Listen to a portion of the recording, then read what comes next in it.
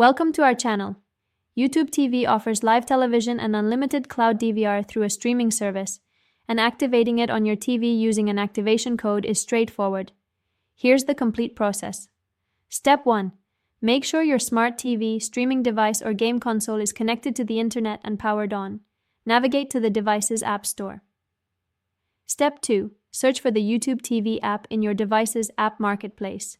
Download and install the official YouTube TV application. Step 3. Open the YouTube TV app once installation finishes. You'll be greeted with a screen asking you to sign in.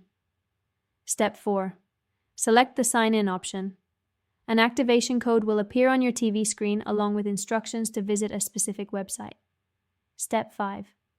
On your smartphone, tablet, or computer, open a web browser and go to youtube.com, TV, Start, or the URL displayed on your television. Step 6.